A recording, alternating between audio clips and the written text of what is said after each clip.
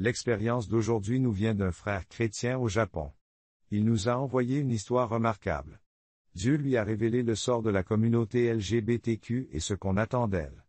Restez avec nous jusqu'à la fin pour bien comprendre son expérience. Je m'appelle Hiroshi Nakamura. Je suis né dans une famille chrétienne pratiquante. La crainte de Dieu était le fondement de tout. Mon père, un prêtre, dirigeait une petite. Je m'appelle Hiroshi Nakamura. Je suis né dans une famille chrétienne pratiquante. La crainte de Dieu était la base de tout. Mon père, prêtre, dirigeait une petite congrégation dans notre ville rurale. Dès mon plus jeune âge, j'ai été immergé dans une vie centrée sur l'Église. Chaque matin, je commençais par des prières dirigées par mon père. Chaque soir, nous terminions par des séances d'études bibliques. Ma mère lisait les Écritures à haute voix tandis que mon père partageait ses réflexions. Il insistait sur le fait que la parole de Dieu devait guider nos vies. La Bible n'était pas qu'un simple livre dans notre foyer. Dès mon plus jeune âge, j'ai été une fidèle pratiquante dans notre ville rurale. Chaque matin, ma vie commençait par des prières dirigées par mon père et chaque soir se terminait par des séances d'études de la Bible. Ma mère lisait les Écritures à haute voix tandis que mon père partageait ses réflexions, renforçant ainsi la façon dont la parole de Dieu devait guider nos vies. La Bible était le fondement de chacune de nos décisions. Mon père me rappelait souvent, « Hiroshi, la parole de Dieu n'est pas une suggestion, c'est un commandement que nous devons suivre. Nous devons nous y conformer fidèlement, même si le monde nous incite à faire autrement. » Ces mots ont résonné dans mon esprit tous les jours. Au printemps 2018, j'étais déterminé à rester fidèle aux valeurs que mes parents m'avaient enseignées. Cependant, en grandissant, j'ai commencé à me rendre compte que les décisions que nous prenions étaient fondées sur les enseignements de mon père. Il m'a inculqué l'importance de vivre selon la parole de Dieu, quelles que soient les tentations extérieures. Ces paroles résonnaient en moi quotidiennement, façonnant mes valeurs et mes convictions. En entrant au lycée au printemps 2018, je me suis engagé à maintenir les valeurs que mes parents m'ont inculquées. Cependant, en grandissant, j'ai réalisé que j'étais différente. Alors que mes amis parlaient de leur béguin pour les filles, je me suis rendu compte que je développais des sentiments pour d'autres garçons. Au début, j'ai rejeté ces sentiments, me convainquant que ce n'était qu'une phase ou un tour du diable. Mais plus je luttais contre cela, plus ces sentiments devenaient forts. Un garçon en particulier s'est distingué, il s'appelait Uto, était gentil, attentionné et faisait toujours en sorte que je sois différente. Alors que mes amis parlaient de leur béguin pour les filles, je me suis surprise à développer des sentiments pour d'autres garçons. Au début, j'ai ignoré ces sentiments. Je me suis convaincu que ce n'était qu'une phase ou un tour du diable. Mais plus je luttais contre cela, plus ces sentiments devenaient forts. Un garçon en particulier s'est distingué. Il s'appelait Uto. Il était gentil, attentionné et me donnait toujours l'impression d'être vu comme personne d'autre ne l'avait fait. Nous sommes devenus rapidement amis, passant de plus en plus de temps ensemble à l'école, à étudier pour les examens et à participer à des activités extrascolaires. Mais au fil du temps, mes sentiments pour Uto sont devenus plus profonds, plus intenses et indéniablement romantiques. J'ai lutté contre la culpabilité. Je priais constamment, suppliant Dieu de me débarrasser de ces sentiments. J'ai assisté à tous les services religieux, écoutant attentivement. Je me suis senti vu comme personne d'autre ne l'avait fait. Nous sommes devenus rapidement amis, passant de plus en plus de temps ensemble à l'école, à étudier pour les examens et à participer à des activités extrascolaires. Mais au fil du temps, mes sentiments pour Uto sont devenus plus profonds, plus intenses et indéniablement romantiques. J'ai lutté contre la culpabilité, priant constamment, suppliant Dieu de faire disparaître ces sentiments. J'ai assisté à tous les services religieux, écoutant attentivement, espérant trouver du réconfort ou des réponses dans la parole. Mais les sentiments sont restés, et plus j'essayais de les supprimer, plus je devenais confuse et tourmentée. En 2020, le conflit interne était devenu insupportable. J'ai commencé à prendre mes distances avec Uto, en l'évitant autant que possible. Je me suis convaincu que si je restais loin de lui, ses émotions finiraient par s'estomper. J'ai cherché du réconfort dans les sermons de mon père, espérant y trouver des réponses, mais les sentiments persistaient. Plus j'essayais de les supprimer, plus je devenais confuse et tourmentée. En 2020, le conflit interne était devenu insupportable. Je me suis éloigné d'Uto, l'évitant autant que possible, me convainquant que si je restais loin de lui, ses émotions finiraient par s'estomper. Mais quels que soient mes efforts, nos chemins se croisaient sans cesse, comme si une force invisible nous ramenait l'un vers l'autre. Un jour, après des mois passés à l'éviter, Uto m'a confronté. Il m'a demandé pourquoi je l'évitais et s'il avait fait quelque chose qui m'avait contrarié. À ce moment-là, quelque chose s'est brisé en moi. J'ai tout avoué, mes sentiments pour lui, les tourments que j'avais endurés et ma crainte que ces sentiments soient erronés. Malgré tous mes efforts, nos chemins se croisaient sans cesse, comme si une force invisible nous ramenait l'un vers l'autre. Un jour, après des mois passés à l'éviter, Uto m'a confronté. Il m'a demandé pourquoi je l'évitais et s'il avait fait quelque chose qui m'avait contrarié. À ce moment-là, quelque chose s'est brisé en moi. J'ai tout avoué, mes sentiments pour lui, les tourments que j'avais endurés et ma crainte que ces sentiments soient erronés. À ma grande surprise, Uto m'a avoué qu'il ressentait la même chose. Il s'en est suivi une période de rencontres secrètes, de regards cachés et de moments volés. Nous avons essayé de cacher notre relation à tout le monde, sachant très bien que si mon père ou quelqu'un de l'Église l'apprenait, les conséquences seraient graves. Mais les rumeurs ont commencé à se répandre, et bientôt les chuchotements à l'école se sont amplifiés. Les gens ont commencé à parler. Certains nous ont dit qu'Uto avait admis qu'il ressentait la même chose. Cela a donné lieu à des rencontres secrètes, des regards cachés et des moments volés. Nous avons caché notre relation à tout le monde, conscients des conséquences si mon père ou quelqu'un de l'Église l'apprenait. Les rumeurs se sont répandues, et bientôt, les gens ont parlé de nous. Certains nous regardaient d'un air désapprobateur, tandis que d'autres chuchotaient dans notre dos.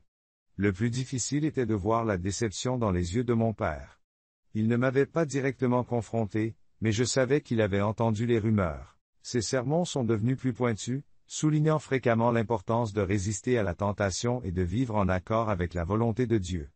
Il disait, « Le diable se présente sous de nombreuses formes, Hiroshi, mais nous étions accueillis par des regards désapprobateurs et des chuchotements. » Le plus difficile était de voir la déception dans les yeux de mon père.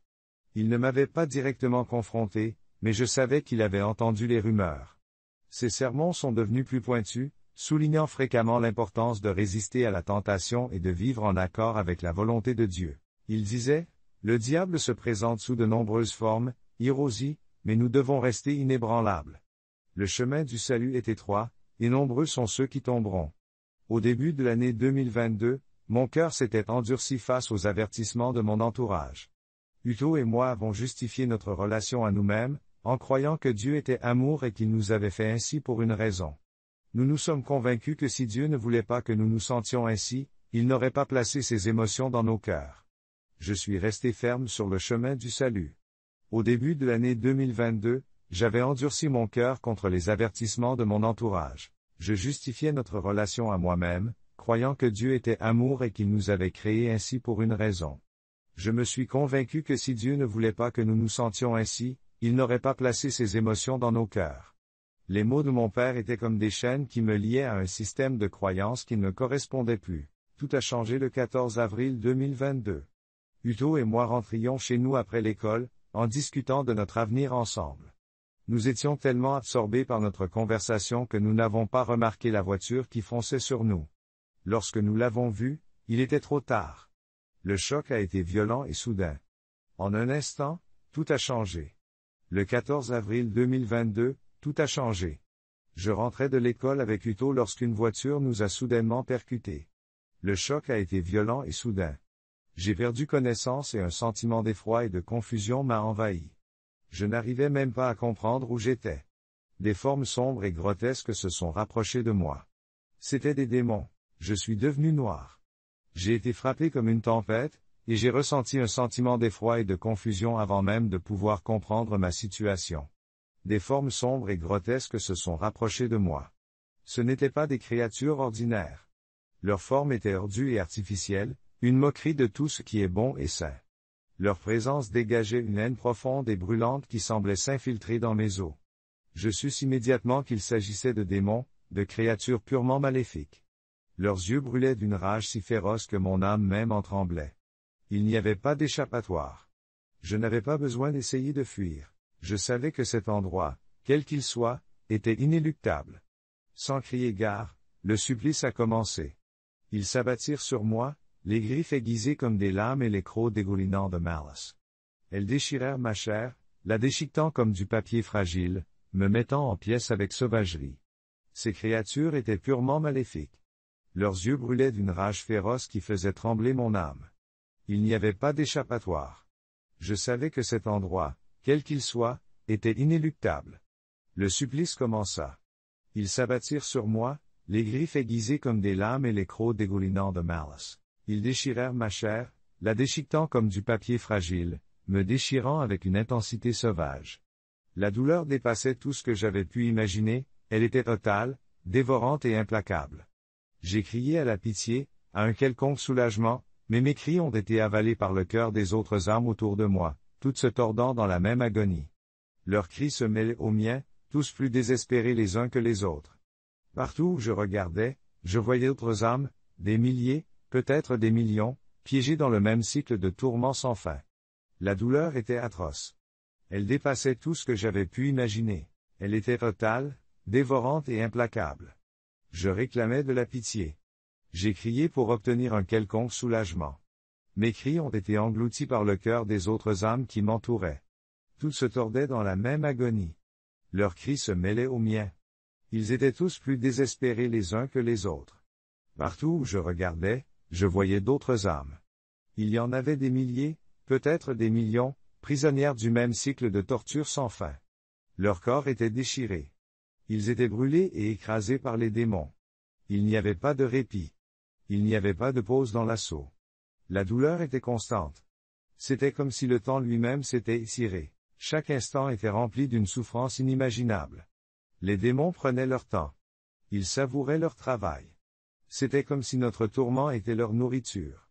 Dans cet endroit, il n'y avait pas de pitié. Il n'y avait qu'une agonie et un désespoir brutaux et sans fin. Ils torturaient leur corps. Les démons les déchiraient, les brûlaient et les écrasaient. Il n'y avait pas de répit, pas de pause dans l'assaut. La douleur était constante, comme si le temps lui-même s'était étiré. Chaque instant était rempli d'une souffrance inimaginable. Les démons prenaient leur temps, savourant leur travail comme si notre tourment était leur nourriture. Dans cet endroit, il n'y avait pas de pitié. Il n'y avait qu'une agonie brutale et sans fin, et le désespoir de savoir qu'elle ne s'arrêterait jamais. En regardant autour de moi, les visages de ceux qui souffraient à mes côtés ont commencé à se dessiner. Parmi eux, j'ai reconnu des visages du monde que j'avais laissés derrière moi. Il s'agissait de visages qui avaient été célébrés, célèbres, adorés. Il y avait des célébrités, des gens qui avaient vécu sous les feux de la rampe, embrassés par le monde pour leur rébellion contre la vérité de Dieu. Certains d'entre eux avaient défendu des causes telles que la fierté, mais j'ai vu les conséquences de leurs actes. Les visages de ceux qui souffraient à mes côtés étaient clairs. Il s'agissait de personnes que j'avais connues dans le monde que j'avais quitté. C'étaient des célébrités, célèbres et adulées. Ils avaient vécu sous les feux de la rampe, embrassés par le monde pour leur rébellion contre la vérité de Dieu. Certains d'entre eux avaient défendu des causes telles que l'orgueil, l'amour de soi et la poursuite des désirs mondains. Ils se sont montrés audacieux, promouvant des styles de vie et des choix qui allaient directement à l'encontre des enseignements de l'Écriture. Ils avaient cru aux mensonges du monde plutôt qu'à la vérité de Dieu. Je les voyais maintenant, ceux qui avaient vécu pour les applaudissements des hommes, pour la célébrité, pour l'indulgence. Leurs visages étaient tordus par l'agonie, contorsionnés par la douleur insupportable qu'ils enduraient. C'étaient des gens qui avaient autrefois embrassé fièrement leurs péchés, rejetant la parole de Dieu. Ils avaient poursuivi des désirs mondains et promu des styles de vie qui allaient à l'encontre des enseignements de l'Écriture. Ils croyaient aux mensonges du monde plutôt qu'à la vérité de Dieu. Je les voyais maintenant, ces gens qui avaient vécu pour les applaudissements des hommes, pour la célébrité et pour l'indulgence. Leurs visages étaient tordus par l'agonie, contorsionnés par la douleur insupportable qu'ils subissaient. Des gens qui avaient autrefois embrassé fièrement leurs péchés et rejeté la parole de Dieu en subissaient aujourd'hui les conséquences éternelles. Il était clair que la liberté qu'ils avaient recherchée sur terre les avait conduits ici, dans un lieu où il n'y avait pas de liberté, mais seulement de la servitude, des chaînes forgées par leur propre rébellion. Parmi eux, j'ai vu des visages qui étaient autrefois des icônes de la communauté LGBTQ. Ces personnes avaient usé de leur influence pour promouvoir des modes de vie contraires au dessein de Dieu. Elles s'étaient convaincues et avaient convaincu le monde que leurs actions étaient justifiées. Elles avaient cru que l'amour était l'amour. Elles en subissent aujourd'hui les conséquences éternelles. Il était clair que la liberté qu'ils avaient recherchée sur terre les avait conduits ici, dans un endroit où il n'y avait pas de liberté, mais seulement de la servitude. Des chaînes forgées par leur propre rébellion. Parmi eux, j'ai vu des visages qui étaient autrefois des icônes de la communauté LGBTQ. Des personnes qui avaient usé de leur influence pour promouvoir des modes de vie contraires au dessein de Dieu. Ils s'étaient convaincus et avaient convaincu le monde que leurs actions étaient justifiées. Que l'amour était l'amour et qu'ils pouvaient vivre comme ils l'entendaient. Mais ici, il n'y avait pas de célébration, pas de fierté. Il n'y avait que des tourments. L'insupportable constatation que les mensonges qu'ils avaient embrassés les avaient menés tout droit à cet endroit. Freddie Mercury, le célèbre chanteur, dont la voix était autrefois pleine de passion et de vie, n'était plus qu'un chœur de cris sans fin. Sa célébrité et son talent ne signifient rien ici. Tout ce qui comptait, c'était la vie qu'il avait vécue. Une vie qui avait glorifié le péché plutôt que le Créateur. J'ai tout vu. J'ai vu les mensonges. J'ai vu les tourments. J'ai vu l'agonie. J'ai vu les flammes du jugement éternel consumer l'héritage et les réalisations de ceux qui s'étaient battus pour les droits et la reconnaissance. J'ai vu les flammes consumer les voix de ceux qui avaient vécu sous les feux de la rampe et utilisé leur tribune pour diffuser des messages qui défiaient l'ordre de Dieu. J'ai vu leurs héritages, leurs réalisations, leur vie, leur renommée, leur pouvoir et leur influence vidés de leur sens face à la vérité éternelle. Je les ai vus, tous, dans les profondeurs de l'enfer. Ils n'étaient pas les seuls. J'ai vu des personnalités comme Harvey Milk, qui s'étaient battus pour obtenir des droits et une reconnaissance, maintenant consumés par les flammes du jugement éternel. Leur héritage et leur réalisation dans le monde n'avaient aucun sens face à la vérité éternelle. La célébrité, le pouvoir et l'influence n'ont aucune valeur ici, dans les profondeurs de l'enfer. Ils n'étaient pas seuls. Tant d'autres personnes qui avaient vécu sous les feux de la rampe, qui avaient utilisé leur tribune pour diffuser des messages qui défiaient l'ordre de Dieu, souffraient à leur côté. Acteurs, musiciens, activistes et tous ceux qui avaient choisi de vivre pour eux-mêmes, rejetant l'appel à la repentance, partageaient désormais le même sort. Leurs cris d'agonie se mêlaient aux miens alors que nous devions tous faire face aux conséquences d'avoir tourné le dos à la parole de Dieu. En les observant, je me suis rendu compte que j'avais moi aussi cru aux mensonges. J'avais justifié mes choix, je m'étais convaincu que mes désirs étaient naturels et que Dieu m'accepterait tel que je suis. J'avais écouté les voix qui disaient l'amour. J'ai vu que les acteurs, les musiciens et les activistes, tous des gens qui avaient choisi de vivre pour eux-mêmes et de rejeter l'appel à la repentance, partageaient maintenant le même sort. Leurs cris d'agonie se sont mêlés aux miens alors que nous devions tous faire face aux conséquences d'avoir tourné le dos à la parole de Dieu. En les observant, je me suis rendu compte que j'avais moi aussi cru aux mensonges. J'avais justifié mes choix, je m'étais convaincu que mes désirs étaient naturels et j'avais pensé que Dieu m'accepterait tel que j'étais. J'avais écouté les voix qui disaient que l'amour était quelque chose que je pouvais poursuivre sans conséquence. Mais ici, dans ce lieu, tous ces arguments sont tombés en poussière. Les choses auxquelles je m'étais autrefois accroché, les justifications, les excuses, ont été révélées comme des tromperies élaborées par l'ennemi pour m'éloigner de la vérité, ainsi que d'innombrables autres personnes. Les démons se sont délectés de notre souffrance. Je pouvais le voir dans leurs yeux. Ils se nourrissaient de nos tourments et devenaient de plus en plus forts. Je sais que l'amour est la seule chose qui puisse me faire poursuivre mes désirs sans conséquence. Mais ici, dans ce lieu, tous ces arguments sont tombés en poussière. Les choses auxquelles je m'étais accroché, les justifications, les excuses, ont été révélées comme des tromperies élaborées par l'ennemi pour m'éloigner de la vérité, ainsi que d'innombrables autres personnes. Je pouvais le voir dans leurs yeux, la joie avec laquelle ils nous déchiraient. Ils se nourrissaient de nos tourments et devenaient de plus en plus forts. À chaque cri de douleur, à chaque instant de désespoir, c'était comme si notre agonie était leur nourriture, leur récompense pour nous avoir conduits jusqu'ici. Et tandis qu'ils déchiraient ma chair encore et encore, j'ai réalisé que les désirs mêmes que j'avais autrefois embrassés étaient maintenant les chaînes qui me liaient à cet endroit. Chaque pensée pécheresse, chaque acte de rébellion contre Dieu, m'avait rapproché de ce tourment, et maintenant il n'y avait plus d'issue.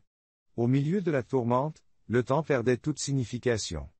À chaque cri de douleur, à chaque instant de désespoir, c'était comme si notre agonie était leur nourriture, leur récompense pour nous avoir conduits jusqu'ici. Alors qu'ils déchiraient ma chair encore et encore, j'ai réalisé que les désirs mêmes que j'avais autrefois embrassés étaient maintenant les chaînes qui me liaient à cet endroit. Chaque pensée pécheresse, chaque acte de rébellion contre Dieu, m'avait rapproché de ce tourment, et maintenant il n'y avait plus d'issue. Au milieu de ce tourment, le temps perdait toute signification. Ce qui m'a semblé être une éternité n'a duré que quelques minutes. Alors que je pensais ne plus pouvoir en supporter davantage, j'ai senti quelque chose changer. C'était une présence différente de tout ce que j'avais ressenti auparavant. Elle était à la fois forte et douce, comme un bouclier. Les démons reculèrent, leurs griffes s'approchant toujours de moi, mais incapables de me toucher plus longtemps. Lentement, l'obscurité commença à se dissiper, et avec elle, la douleur commença à s'estomper. Une lumière apparut au loin, devenant plus brillante à chaque instant. J'ai eu l'impression que l'éternité passait, puis quelques minutes se sont écoulées. J'ai senti quelque chose changer. C'était une présence différente de tout ce que j'avais ressenti auparavant. Elle était forte et douce à la fois, comme un bouclier. Les démons reculèrent, leurs griffes s'approchant toujours de moi, mais sans pouvoir me toucher. L'obscurité commença à se dissiper et la douleur à s'estomper. Une lumière apparut au loin, devenant plus brillante à chaque instant. Elle m'a tiré des profondeurs de l'enfer. Puis je l'ai vu, Jésus-Christ. Sa présence m'a enveloppé d'une manière que je n'avais jamais imaginée. Il rayonnait de sainteté, et les horreurs de l'enfer se sont évanouies dans l'insignifiance. Il ne ressemblait pas aux images que j'avais connues. Il était plus vivant, plus tangible, plus bouleversant. Ses yeux étaient animés d'une profonde tristesse, mais remplis d'un amour incommensurable. C'était comme s'il voyait directement dans chaque partie cachée de mon âme. Un profond sentiment de remords et de culpabilité s'est emparé de moi et je n'ai pas pu échapper à la réalité de mes actes. J'étais accablé par le poids de mes transgressions. Puis j'ai vu Jésus-Christ. Sa présence m'a enveloppé d'une manière que je n'avais jamais imaginée. Il rayonnait de sainteté, et les horreurs de l'enfer sont devenues insignifiantes. Il ne ressemblait pas aux images que j'avais connues. Sa présence était plus vivante, plus tangible, plus écrasante. Ses yeux étaient animés d'une profonde tristesse, mais remplis d'un amour incommensurable. C'était comme s'il voyait directement dans chaque partie cachée de mon âme. Le silence qui régnait entre nous suffisait à tout communiquer. En sa présence, j'ai pris conscience du poids de tous mes péchés, de toutes mes pensées néfastes, de toutes mes paroles malhonnêtes, de tous mes actes égoïstes. Son essence pure me renvoyait le reflet de ma propre âme, révélant les ténèbres que j'avais tenté d'ignorer. C'était comme si sa seule existence illuminait les profondeurs de mon cœur, ne laissant rien de caché. Il n'avait pas besoin de parler à voix haute. Le silence entre nous était total. Je sentais le poids de mes péchés, de chaque pensée, parole et action néfaste. Son essence pure reflétait mon âme, révélant les ténèbres que j'avais ignorées. Son existence illuminait les profondeurs de mon cœur, ne laissant rien de caché. J'ai compris le poids de mes transgressions. Je m'étais éloigné du chemin de Dieu. Les larmes ont coulé sur mon visage et je me suis effondré à genoux, implorant la miséricorde. Je ne pouvais pas échapper à la réalité de mes actes. Tous les arguments et toutes les rationalisations auxquelles je m'étais accroché ont volé en éclats en sa présence. La honte m'envahit. J'étais accablé par le poids de mes péchés et je savais que je ne méritais pas le pardon. Les larmes coulaient sur mon visage tandis que j'implorais la miséricorde. Je ne pouvais pas échapper à la réalité de mes actes. Tous les arguments et toutes les rationalisations auxquelles je m'étais accroché ont volé en éclats en sa présence. J'ai senti une lueur d'espoir que la miséricorde pouvait être possible. L'amour et la miséricorde de Jésus ont coulé sur moi comme un flot, brisant toutes les barrières que j'avais construites en moi-même. Sa présence n'était pas passive ou distante, elle était puissante. Sa présence était forte mais douce, m'appelant à me rendre à son salut, à abandonner le péché que j'avais embrassé et à entrer dans la lumière de son amour. Son amour était féroce et inflexible, me poussant à la rédemption, à abandonner la vie que j'avais connue et à me soumettre pleinement à la volonté de Dieu. À ce moment-là, les conséquences de mes actes sont devenues claires, non seulement pour mon existence terrestre, mais aussi pour le destin de mon âme. J'ai compris que j'avais commis des péchés sexuels. Il ne s'agissait pas seulement de fautes personnelles, mais d'offenses directes à la sainteté des relations que Dieu avait créées. L'intimité sexuelle devait être un lien sacré entre un homme et une femme dans le cadre de l'alliance du mariage. Tout ce qui s'en écarte est une distorsion, une corruption du dessein parfait de Dieu. Au fur et à mesure que cette prise de conscience se faisait, je comprenais que ma vie, mes choix avaient été en opposition directe avec l'ordre divin de Dieu, les justifications et mes actions n'étaient pas seulement des échecs personnels, mais des offenses directes à la sainteté des relations que Dieu avait créées. L'intimité sexuelle devait être un lien sacré entre un homme et une femme dans le cadre de l'alliance du mariage. Tout ce qui s'en écarte est une distorsion et une corruption du dessein parfait de Dieu. Au fur et à mesure que je prenais conscience de cette réalité, j'ai compris que ma vie et mes choix avaient été en opposition directe avec l'ordre divin de Dieu. Les justifications et les mensonges que je m'étais racontés se sont effondrés face à la vérité. Ils n'étaient pas seulement mal avisés, Ils étaient des tromperies conçues pour me protéger de la réalité de ma rébellion contre la volonté de Dieu. Mes actions en tant qu'homosexuel n'étaient pas simplement des erreurs, elles étaient un défi au plan divin de Dieu. Jésus m'a révélé le sort réservé à ceux qui continuent à rejeter sa volonté et à persister dans le péché. Les tourments que j'avais connus en enfer n'étaient qu'une fraction des souffrances inimaginables réservées à ceux qui défiaient la création de Dieu. Les ténèbres et la douleur que j'avais ressenties n'étaient qu'un avant-goût de la séparation éternelle qui attend ceux qui suivent la voie de l'immoralité sexuelle, qu'il s'agisse d'homosexualité, de lesbianisme ou de toute autre forme de comportement luxurieux en dehors de sa volonté ordonnée. Il m'est apparu avec une clarté effrayante que si j'avais continué sur cette voie, la séparation éternelle serait inévitable. Je savais que continuer sur cette voie conduirait à une souffrance éternelle. L'avertissement de Jésus était clair. Ceux qui choisissent de vivre en désobéissant à son ordre naturel, en poursuivant des désirs en dehors de l'union sacrée entre l'homme et la femme, n'hériteront pas du royaume des cieux. Au contraire, ils devront affronter une éternité dans les ténèbres, séparés de sa présence, perdus dans une agonie sans fin. À ce moment-là, j'ai réalisé que j'avais reçu une seconde chance, un don de la grâce. Jésus, dans son infinie miséricorde, m'avait donné la possibilité de me détourner de mon péché et d'embrasser sa vérité. L'amour et la miséricorde illimitée de Jésus m'ont arraché au destin que je m'étais choisi. Maintenant, c'était à moi de choisir de me détourner de la vie de péché et d'embrasser sa vérité de tout mon cœur. Au moment où mes genoux ont touché le sol, j'ai senti la présence écrasante de Jésus briser tous les murs que j'avais construits en moi-même. Son amour et sa miséricorde ont transpercé mon cœur et rempli chaque recoin vide de mon âme. Alors que je me tenais dans cette lumière transformatrice, j'ai su que tout a changé. Son amour était réel, pas distant ou abstrait. Il était puissant et tangible, m'attirant dans sa grâce. Puis je l'ai vu. Sa sainteté remplissait l'espace, repoussant chaque coin sombre de la terreur de l'enfer. Son regard a pénétré profondément dans mon âme, révélant chaque défaut caché, tout en offrant de la compassion. Il n'a rien dit, mais la gravité de son silence a pesé plus lourd que tous les mots. C'était comme si toutes les fautes que j'avais commises étaient. Tout avait changé. Son amour était indéniable et irrésistible. Il m'a attiré dans sa grâce. Puis je l'ai vu.